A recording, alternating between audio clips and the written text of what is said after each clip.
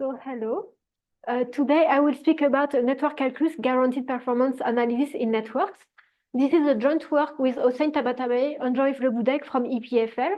And this is work I did when I was working at Huawei.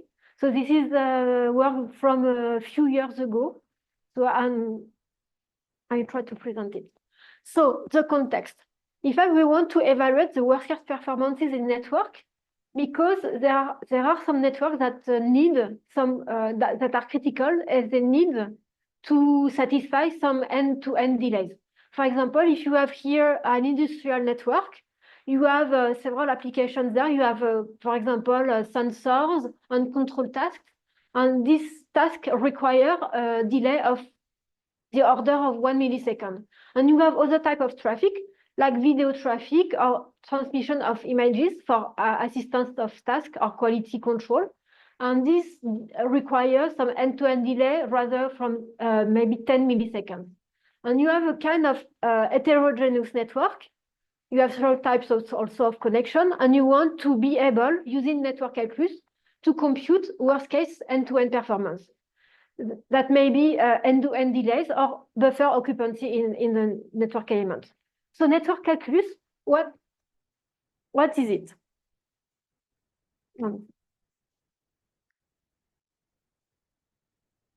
Okay, you are given a network, and inside this network, you have a path that represents the trajectory of packets from a flow, and you want to determine, and they cross some servers here in blue, and you want to be able to bound the amount of data in each part in each server, so at each switch, and also compute the end-to-end delay along the path for all packets along a given path. So the network calculus theory will give you several aspects to do this. The first one is how we model the data. So it's a modeling aspect, and you can model the data usually using what we call an arrival curve alpha that bounds the number of arrivals that can arrive during any interval of time. So you can have this function alpha either from the data, or you are given in advance some characterization of the system, so you can compute it and make the analysis with it. And the second thing we want to model is the routers. So it is how fast data is processed through a router, so corresponding to the bandwidth, and also in which orders the packets will be served. So this is the scheduling policy. So usually you model it with a service curve that tells you the speed of serving the data. And once you have defined those two elements, you can combine these alpha curves and beta curves using min plus algebra operations, and analyze the network and compute the performances.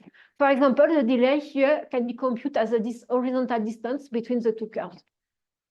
And once you have done this and you know how to compute performances, you can also be interested in other type of topics like optimization and design, where, for example, you want to optimize the parameter in of some scheduling policy, or do some routing to find the best path for data to minimize the end-to-end delay, or do some admission control in the system.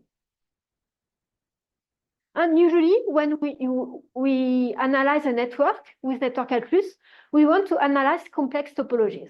So this means that, as I said before, you have several types of traffic. So you want to give different bandwidths to them. So as a result, you have a multi-class system. So at each server, you have several classes to serve. And when you want to analyze this type of system, you proceed in two steps. The typical approach is first computing a service curve per class of traffic, so that you can obtain smaller network element that deal only with one class of traffic. And then you can define for each class of traffic one network when each network element will serve data in their arrival order. So it will be a FIFO network. And then we have methods to analyze FIFO networks. But in fact, in recent work, we have found out that this is not always enough. And in particular, we can always improve the per-class service curve, so the per-class guarantees, taking into account the characteristic of every of the flows of other classes. And this way, you build some interdependency between these FIFO networks, and a new analysis is required to improve the performances. So in this talk, I will mainly talk about the bandwidth sharing on the DRR network to illustrate this problem and show the solution. So this is the outline of my talk. So I will first present network calculus a little more precisely. Then I will present some methods to analyze FIFO networks. Then I will present the bandwidth sharing policy. And finally, tell you how we can analyze a whole DRR network with these methods. And I will add a small part about computing a model from the data. Then when you don't know the characteristics in advance, so how can you compute, for example, the arrival curve of a process just given the data? Voilà. So I will first do a short presentation on more precise presentation of network calculus. So usually when you want to analyze a simple system, you have an arrival process at the here on the left, which is, so it is a function of time, so R plus, and it gives you at each time the amount of data that have arrived between time 0 and time t.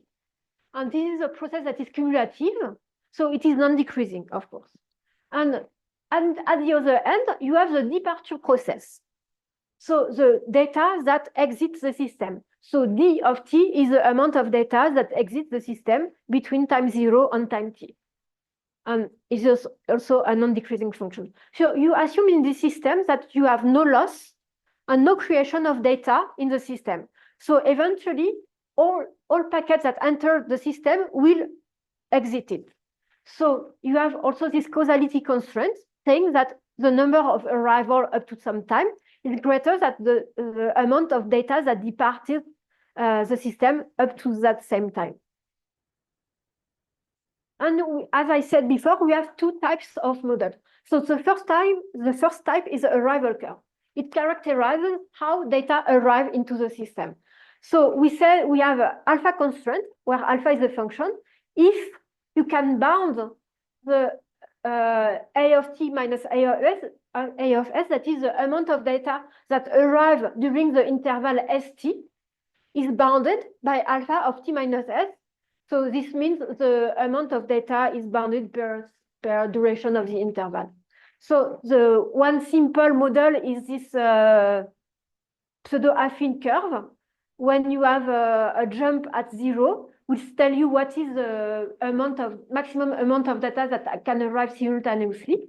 And the slope of the function after is the arrival rate. So it's the long-term maximum arrival term. It is a bound of how data can arrive.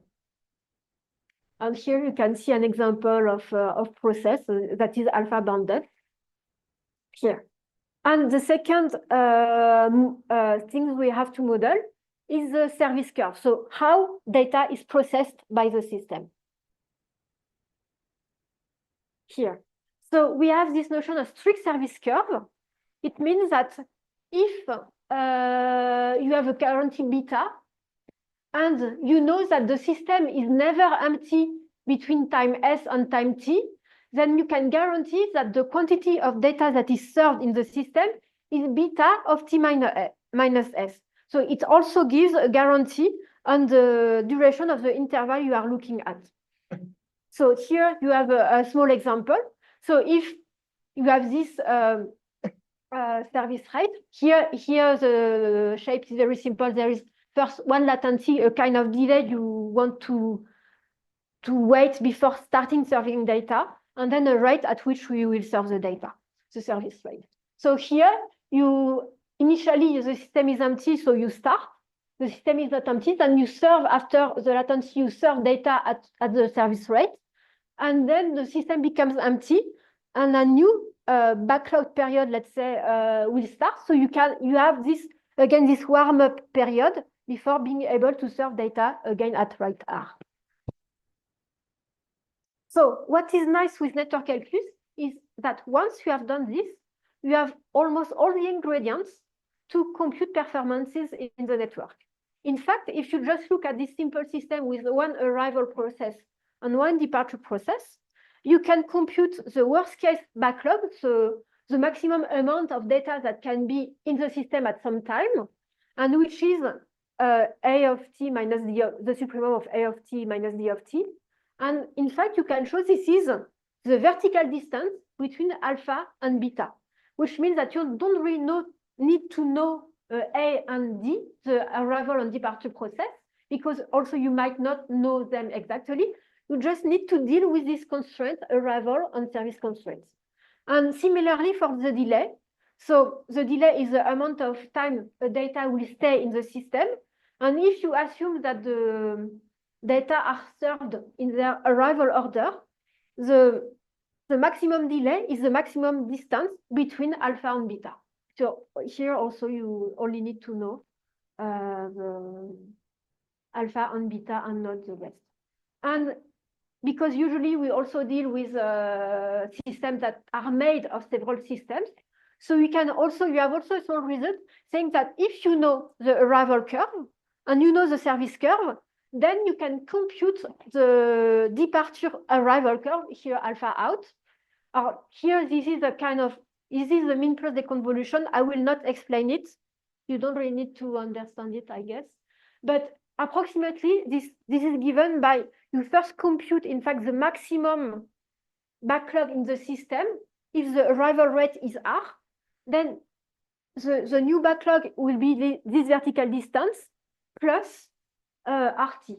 The arrival rate will still be R, and just the backlog can be, the burst parameter can be increased a little. Okay, now I will go to the analysis of FIFO networks. So this is one of the service policies that have been studied the most in the literature.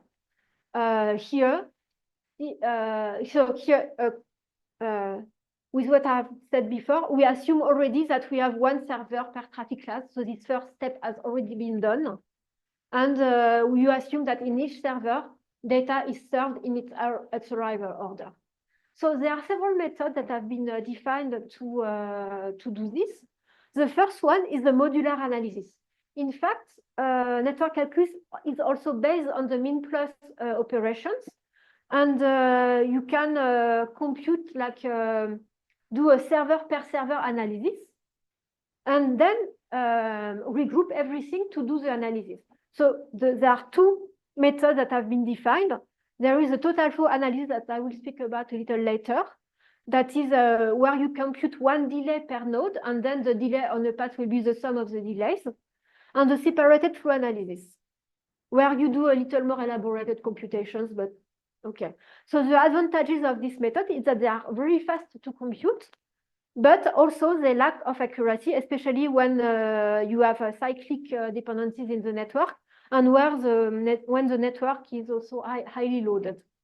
And you have also other methods that are more recent, that are based on more global data analysis. So the idea is to take the system as a whole system. And here also you have maybe two types of analysis. The first one is the least upper delay bound that has been defined first in the mid 2000s, and then in the beginning of 2020. But they also compute, so they try to take a tandem network, so a line of networks, and try to take into account the interdependencies between the flows to compute an overall service curve. And there is also another method that is based on linear programming, where we already model everything that happens in the system as linear constraints, and when we can really improve the accuracy of the system. So the advantages of this method is that they improve the accuracy, especially when you have cyclic dependencies in the network. But the limit is it can be very expensive to compute. For example, for the least upper delay bound, sometimes it takes hours to compute a delay. And for linear programming, if you don't pay attention to what you are doing, you are not able to analyze a system with more than 10 nodes, so which is not really what you want to do. Okay, here I will focus in the total flow analysis on the linear programming. So total flow analysis. So here, the idea is the following. So the worst case delay in a FIFO server is the same for all flows that cross it. Because if you take the overall arrival process and you just look at the worst case delay, so it will give you some value. But if you look also at any flow independently, and you know that it is FIFO, you will obtain the same worst case delay. And also the delay to propagate of the traffic. So hence compute the output arrival curve. So here the idea is you have, for example, two flows arriving to a server. So you sum the arrival curve to make the aggregate arrival curve, and you have the service curve beta here. You just have to compute the worst case delay as the horizontal distance between alpha and beta. And from this delay, you can also compute the new arrival curve by adding the arrival rate times the worst case delay here. So if you do this on only this is the worst that you can do. In fact, this is the method that will give you the largest delay among all the network calculus methods. But maybe a little more than 10 years ago, okay, sorry, it will come after. 10 years ago, in fact, Grieux, like 20 years ago, okay, and Alem Mifdaoui, they had another idea. They said that, in fact, you have some shaping in the system because your data are not served instantaneously.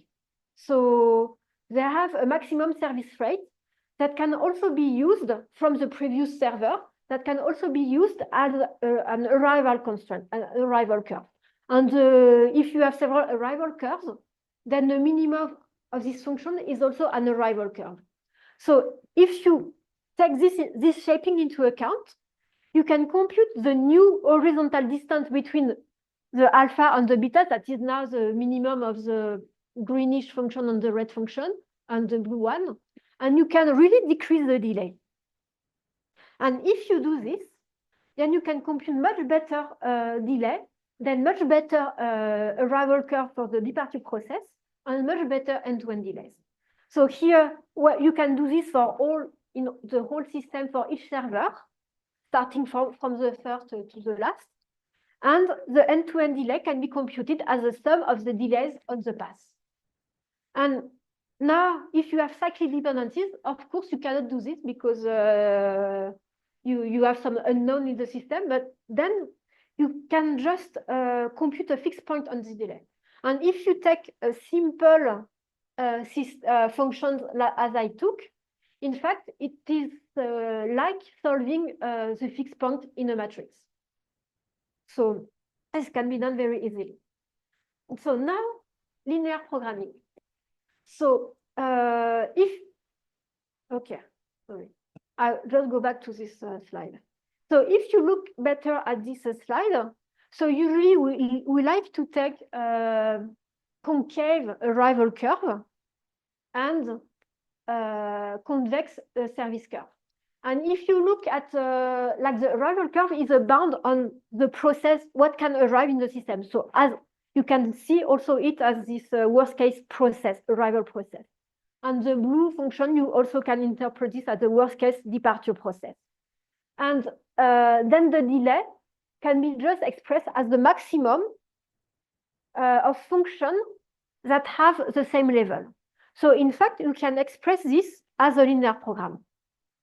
Everything here is simple, so it's linear. And the idea with linear programming is really to model everything in the system, staying in the space of processes, and write all the constraints you have as linear constraint on the processes. When the variable are the processes, the constraints give you what should be done, should be true for the linear arrival and service constraints. So here you can have the arrival constraints with BI and RI that are the characteristic of the arrival curve, and T and T prime as the like the A something something T and A something something T prime are variable of the system. And for each time, at some time, each time you need to know some value, you will write a constraint. You can show that you need also you only need a finite number of constraints to define your linear, compute the end-to-end delay, and you have constraint on the arrival, on the service. Also, you want to ensure that the scheduling policy is FIFO, that the function you are defining are non-decreasing, and you have a whole set of constraints that are finite. And you can write also the objective as maximizing the Sawyer time of a bit of data in the system, that is the horizontal distance in the system, or maximizing the burstness in the departure process. So that is maximizing the distance between an arrival process and a departure process, vertical distance. And you can compute the delay like this.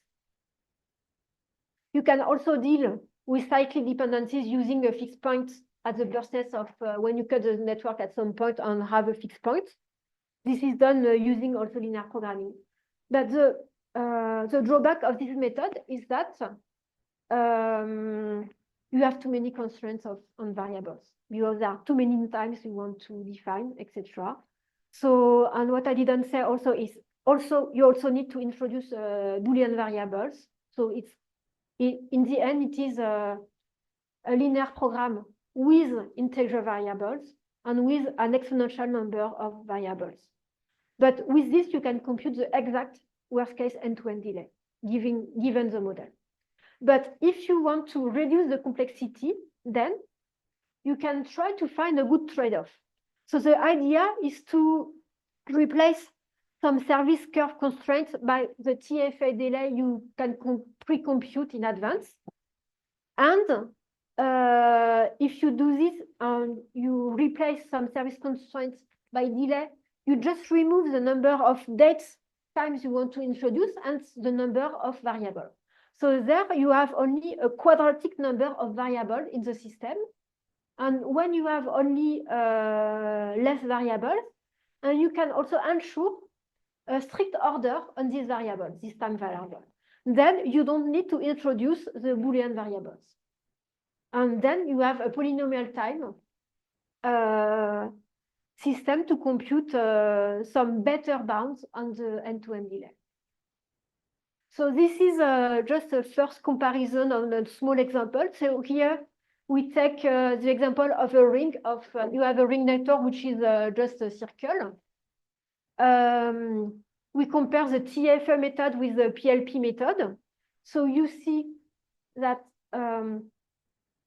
it's in function of the load. So when the load approach 1, it means that the arrival rate becomes approaches the service rate. So the delays become larger and larger. And you see that here with the PLP, you can compute finite delays in all cases.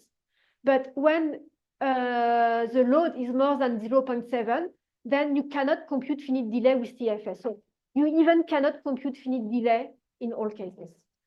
And the worst is when this eta value, which gives, in fact, the difference between the maximum service rate, which is like the shaping rate, and the minimum service rate, which is the service rate. Because if, well, as I said, like TFA is the worst method when this eta is infinite, because you don't shape anything, and it will be worse. But even when it is 2 or 5, so small values, in fact, you really can, you reduce the stability condition, and here even at 0.4, the system becomes unstable. Whereas for all, the stability for PLP does not depend on this shaping effect. Okay, now I will switch to the bandwidth sharing policy. So it is the case. So here in this part, I will only deal with one server. So bandwidth sharing policy is a policy where you want to be fair to the traffic. So the ideal policy, corresponding policy, is the GPS, generalized processor sharing. Here, you share the bandwidth. You give maybe if you have two flows, for example, you could give 1/2 and 1/2, and you serve each flow at half of the bandwidth. So each share, you give half to each, and you can assume that it is shared. Fair. Okay, but this is not practical. This is not possible in practice because the data is made of packets, and you don't want to break the packets in the system. So usually to model this, you can use a round-robin scheduling policies when you will serve packets in rounds. But this, if packets don't have all the same length, then you can be unfair. If one class has only has small packets and another class has only large packets, the one with small packets will be served at a lower rate. So this is unfair. And the fairer policy is the deficit round robin. So instead of serving packets per round, you want to serve a given quantity of data modeled by a quantum. And in each round, you will try to serve this quantity of data. So I have an example. You don't need to read the algorithm, but here, assume that you have 3 classes of traffic. So initially, the deficit counter here on the right will show you how much you can serve in the data. So initially, all deficits are 0. And when you want to serve one class, you just increase by the quantum associated to this class. And you serve the data. So you serve the first packet, you have enough to decrease the deficit, and you serve the packet. Like you also have enough credit to serve the second packet, so you can go for it. And then you don't have enough quantum to serve the third packet.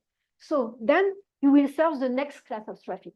So you will give it a quantum, increase the quantum, and serve the packet. Here, the class becomes empty. The credit was positive, but you just reduce it to 0. And then you go to the third class. Third class, you do this. You serve one packet, you cannot serve the second one. You go back to first class. Like you increase the deficit, and you can serve, first packet has arrived in the meantime. So you can serve the 2 packets, it becomes empty. Class 2, nothing arrived, and then you can serve the. Okay. You can serve the last packet by increasing the quantum, etc. And then it's empty. So here, what we want to do is finding the per class service curve. So for each class of data, you want to know how much bandwidth I will serve to it. So for example, a simple case is when you serve data, if you have GPS, and you give 1/2 to 1/2, 1/2, then you can say that beta divided by 2 will be a service curve for each class. But this is a little more complex in general. And so here, if you have the arrival process and departure process A of I, D of I for each class, and beta, the service curve for the global traffic, then you want to find the beta I, the service curve beta I, for flow I, which will give you the guarantee for the class I. So there are 2 ways of doing things.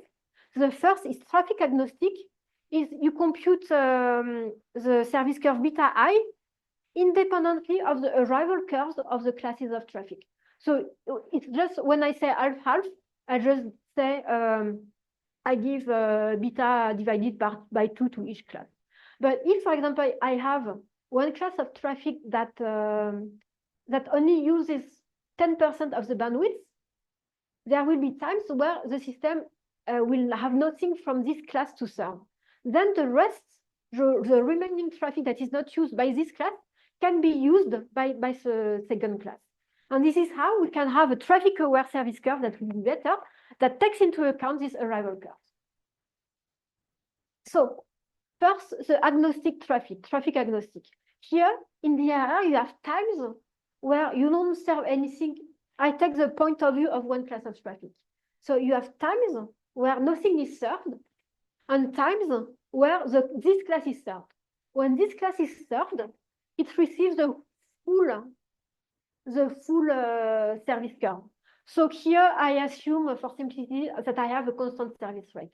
So here I serve nothing, then I serve at full rate, and I have this alternation of classes of phases. So in their work,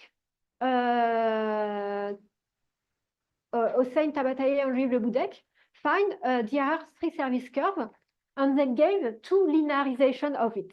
So they can say, because we like in network calculus to deal with simple functions, and they say we have two curves we can define that are service curves. So you just take the linear, either you take the one that maximizes the rate here, or that minimizes the latency here.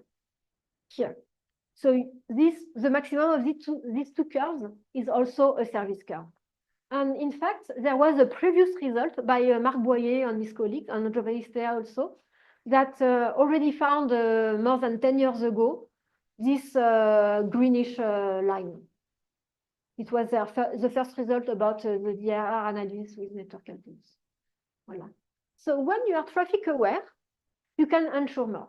So if I go back to my previous example, when I had one class of traffic only requiring 10% of the traffic, then, okay, but you could also have the second class of traffic requiring, let's say, 70% of the bandwidth.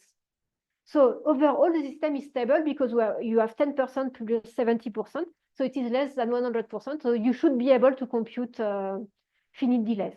But if you look only in the traffic agnostic service curve, if you serve give half of the bandwidth, someone that requires 70% of the bandwidth, it's not stable. So you cannot compute finite bounds. But here, if you take into account the bandwidth, then you can do it. So here is the definition of what I call the bandwidth sharing policy. So here you have parameters phi j and phi I. Phi I gives what is guaranteed for the class I. So it was the 50-50 that I told you about. Okay. And there is also one parameter h here that takes into account the quantum and the packet length that are parameters that will maybe introduce delays here that you can compute using the parameter. So this says that whenever class J is not empty, then you are guaranteed to serve at some rate and serve maybe more data or a proportion of data compared to the other classes. And if you compute this, you can compute a new service curve that has this shape. So here, what does it tell? It tells that if you take any subset of classes of traffic, you can just remove the arrival curves as if they had a priority, and this gives you the remaining service curve here. And among these remaining service curves and classes of traffic, you can provide to the class I its guarantee regarding the other classes of traffic. So you have a kind of also bandwidth sharing among all subset of classes. And that way you can compute a function that will give you more bandwidth CC here because you have the rates that are increasing. This function will be convex, so finally we'll be able to show the stability of the system. So this, in fact, is a kind of work that have been done little independently at the same time by Hossein Tabatabai and Gilles Le Boudec. They compute a fixed point using the departure characterization. And some work that I did about GPS and DRR that is based on computing times from which a flow will not use its allocated bandwidth, and then this can be used by the other flows.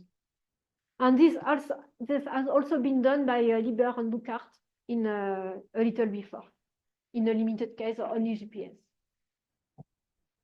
And now I think we have all the ingredients to study DRR networks, but in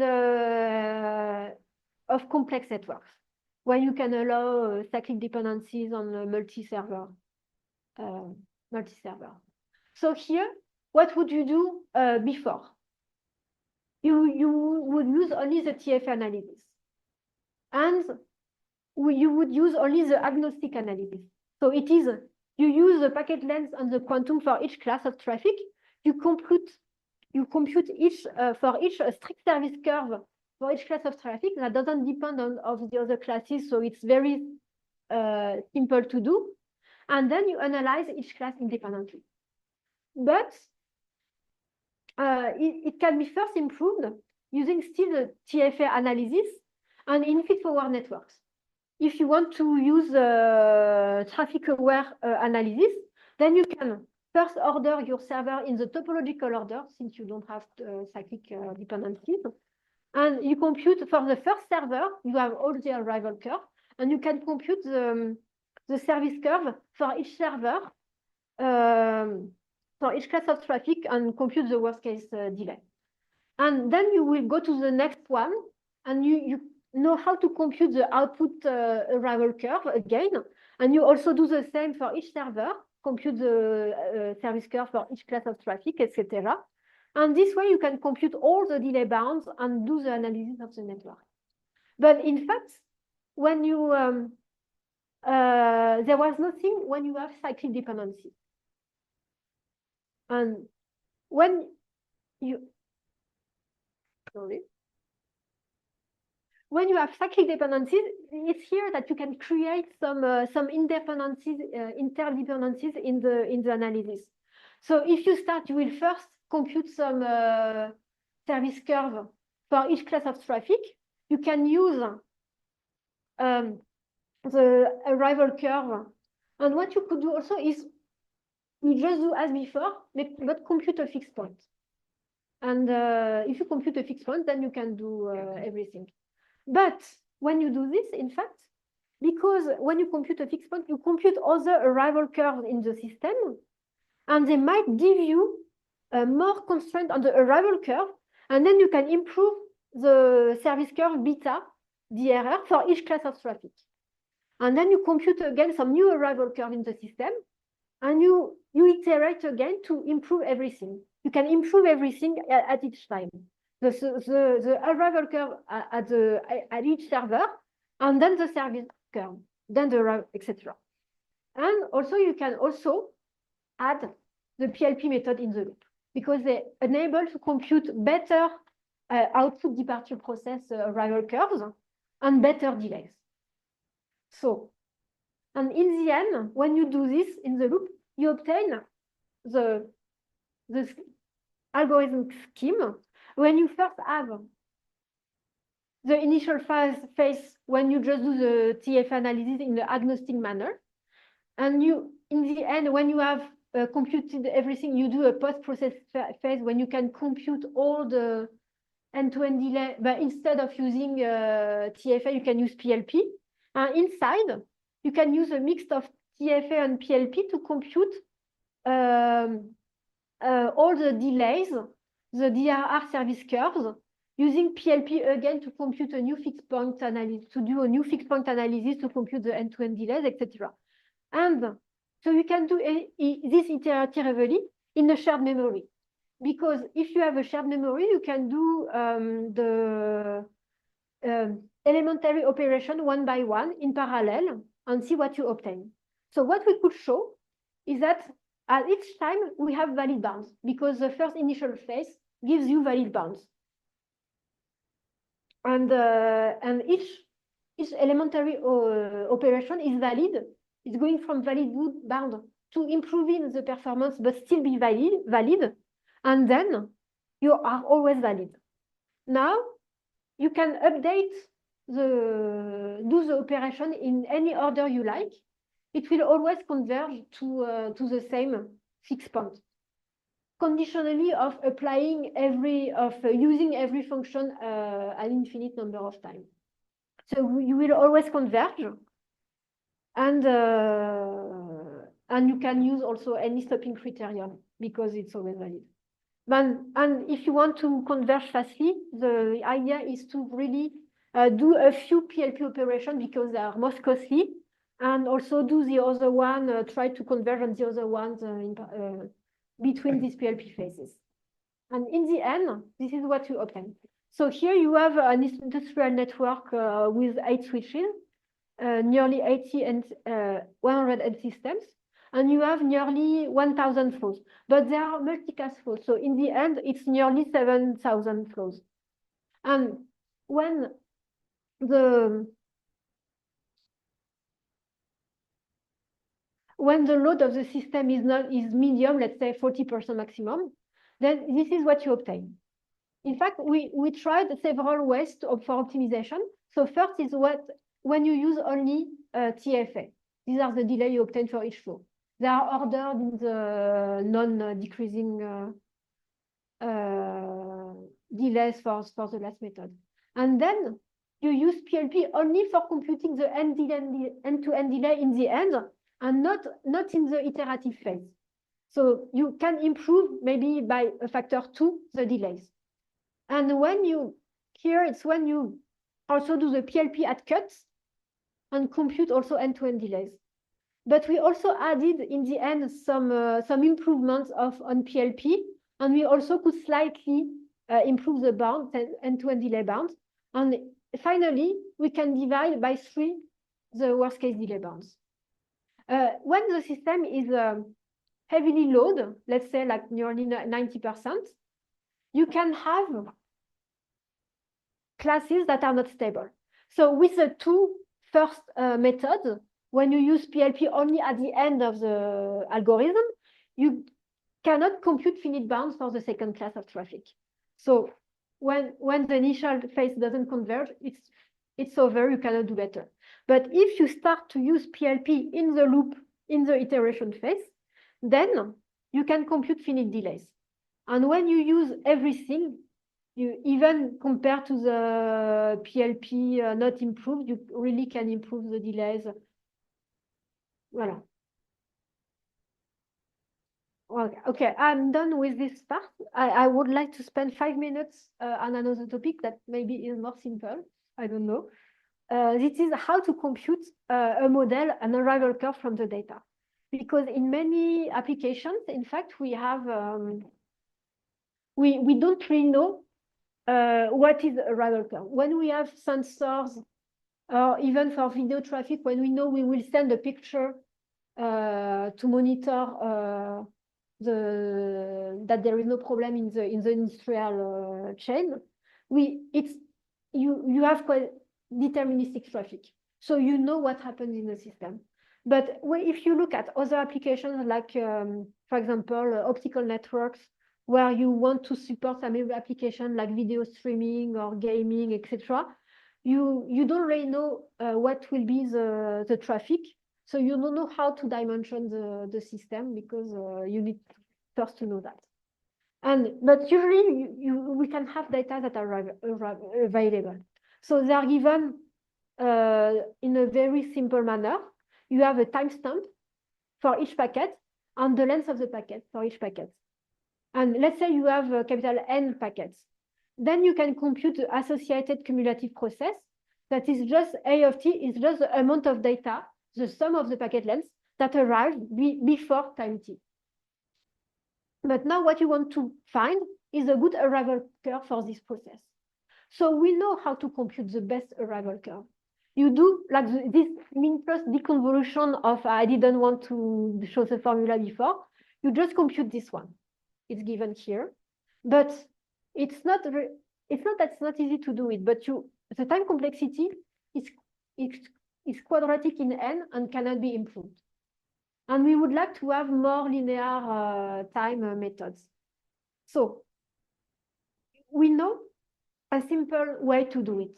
So for example, if I know an arrival rate, I'm given an arrival rate, and here I will take 1/2, and I can do iteratively in linear time. I can compute the best burst. I want here to find the best burst parameter corresponding to this arrival rate. And I can try to compute it. Here I have in blue my the length of the packet, the first packet that arrives. And I try to continue my curve here by drawing it packet by packet. So here I know the constraint is still satisfied up to the second packet, to the third packet. Okay. And then to the third packet, okay, the blue line is still above the red one. But if you draw from the third packet, then at the fourth packet, at the fifth packet, the constraint will be broken. So I need to increase the burst parameter. So I increase it and I continue, it will be okay till the end. So now my new arrival curve is has been a little increased compared to before. So this it requires only 1 or 2 operations per packet. So you can find the best burst parameter in time that is linear. But this is not a good way to do it. In the literature, you find some papers that compute they first compute the arrival rate, and they say we are going to find the best burst parameter for this curve. But usually the shape of the traffic is not so simple, and the burst parameter will be very large compared to what you want to compute, and the delay band will compute are not. You cannot ensure any small delay in the system. So the idea is to try to know what kind of rate you want to select. The idea is to do some direct dichotomy. So first, you can consider the burst function. It is the best burst parameter you have computed in function of the rate. And you can show that this burst parameter is non-increasing, so it will decrease. It will be ultimately constant up to some rate and is convex. So now if you do some linear interpolation, so for example, you have computed the best burst as 2 points. In fact, if you draw the line in between, it will be a valid bound. It will be an upper bound of the burst parameter. So it's a safe bound. But you can also use this linear interpolation to do some directed search. So if you have computed, for example, your curve at 2 points here, and you want to compute at the third point in the middle, you can compute the error that you have made at this point. And you can also check whether you want to search on the right or on the left, because if you have a curve that is quasi-linear at some point, the error you will make is very small. If you make a large error at some point, then you make a larger error, and then you want to search in that direction. And if you do that way, in fact, you can. Here, this is where it was a data set I had at Huawei, so but it's I think it was maybe YouTube stream. And you see, if you compute the function at some regular points, like 50 points, 30 points, you will find an upper approximation. But if you, here we look at this algorithm with only 20 points, and we could nearly be aligned with the actual curve. And well, this is what we find when we compare the arrival curve that is in orange compared to the real arrival process. So you see that we find something that is rather near from the actual arrival process. So I will end here. So thank you for your attention. So I presented some improvement of the network calculus to compare some end-to-end delay and modeling for DRR. So there are more results on the analysis WRR, where you serve a number of packets at each round. This is a bit unfair bandwidth sharing, but you still can compute performances and compute finite delays in all cases. But there is still room for improvement. And I also presented the learning model for the service curve. So maybe we want now to compute, maybe try to learn the service curve. There are new applications at links, maybe we can look at like spatial network calculus or quantic network calculus. So thank you.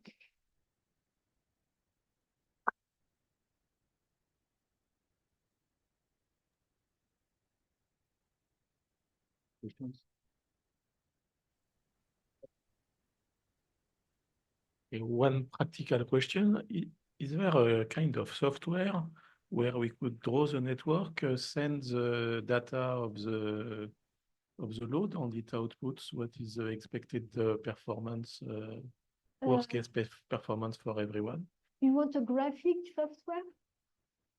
No, No, because something simple to use. I could advertise my toolbox. Okay. The Panko toolbox, which is in fact you can describe the network like you just give the arrival curve, the service curve, maybe the path of the flows, and you can compute with CFA LP methods the end-to-end performance bounds. It's also adapted to the blind multiplexing, FIFO scheduling, priorities, TSN, and a little DRR, maybe not fully implemented because of lack of time. So you're just missing a front end. Yeah, maybe. Okay, yeah. okay. Mm-hmm. And then another question. So this is, if I understand well, for worst case performance. Yeah. Not all applications require worst case performance. And is there any way to? Yeah, there are extensions of network calculus to stochastic network calculus, in fact. We can compute bounds, like maybe if you want to compute the probability that your delay exceeds some value, it's what it's doing. But it will not compute mean performances, because it's not really what we are interested in. We are more interested in the tail of the distribution. Yes. But so there are some results about it, but they are limited.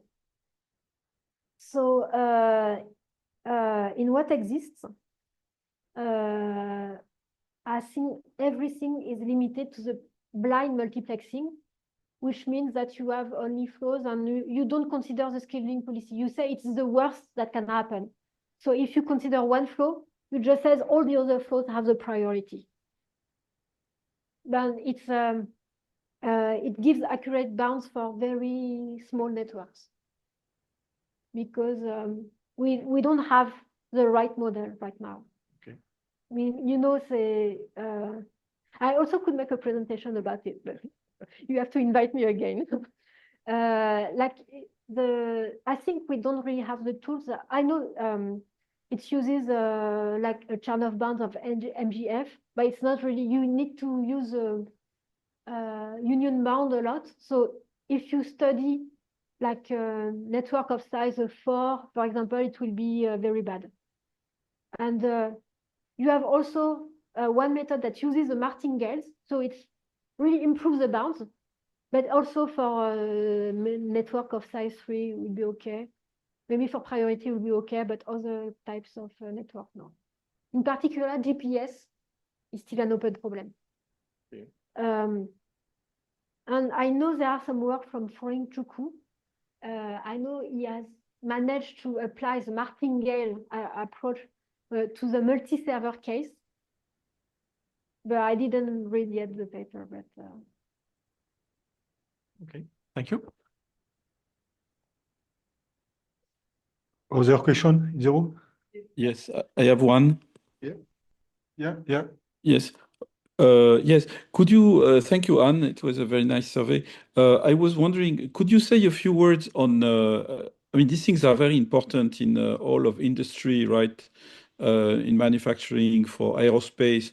Could you say a few words on how this is linked to the, say, standards? I mean, there was this deterministic Ethernet or things of this nature. Could you say a few words on all the standardization effort, and what is the connection between what you presented and this standardization effort, in particularly in critical, embedded systems? yeah, so I'm really not a specialist of this certification, standardization, because I didn't go to the meetings, etc.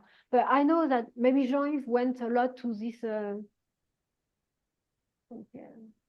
certification because he was working on .NET. And it's really, you really want to know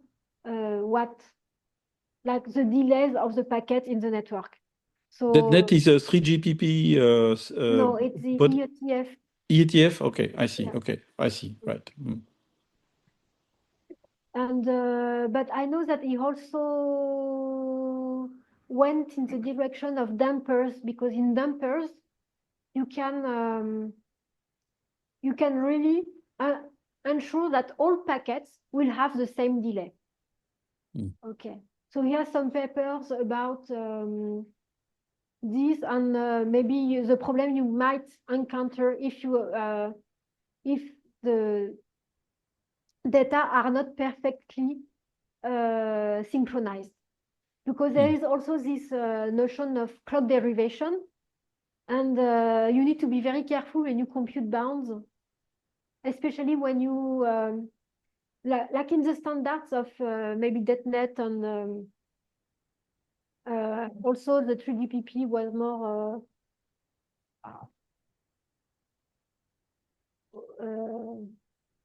I think it was TSN. They have problems with this synchronization, because there is a lot about the shaping of the traffic, but if you don't shape the right way, you might encounter instabilities.